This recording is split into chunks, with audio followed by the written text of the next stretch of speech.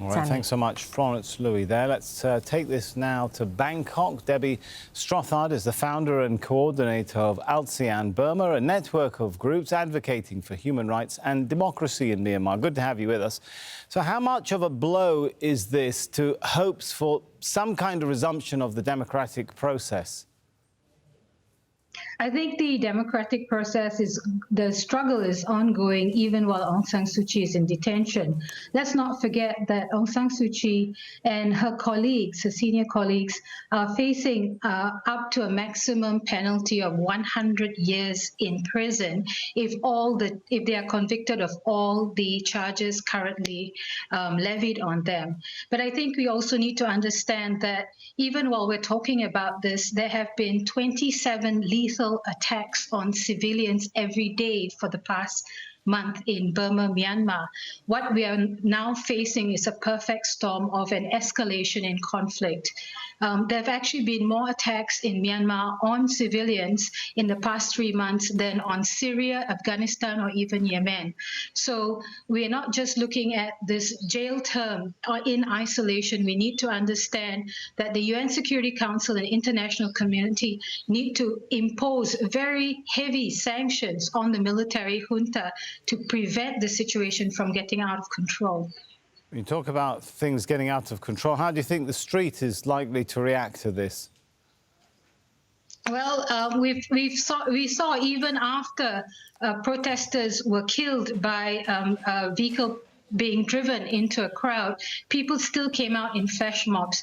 We will not just see only flash mobs. We're going to see violent reactions from the population all around the country because they have been resisting military brutality.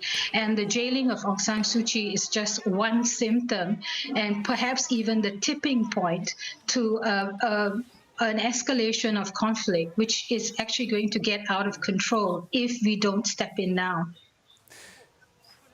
She's been convicted on 2 charges, but there are several against her and against senior members of the NLD. Is this just the start? It is just the start. There's at least 9 other charges against Aung San Suu Kyi, and if she's convicted of all of these, she'll be in jail for a maximum penalty of a cumulative penalty of 100 years in jail. Junta leader Min Aung Hlaing definitely wants to lock her up because the military junta is extremely afraid of the popularity she commands. But I think the jailing Aung San Suu Kyi for the rest of her life is not going to stop the resistance. We're seeing a huge resistance from young people who refuse to stop fighting against this illegal military junta. And you've been calling for international sanctions for countries to make a stronger stand. How do you analyse the stance the international community has taken so far? Has the criticism for her not taking a stronger stance on the Rohingya issue impacted some of the international sympathy for her? I don't think it's a question of sympathy. I think it's a question of Russia and China being heavy-handed at the UN Security Council and trying to protect this illegal military junta.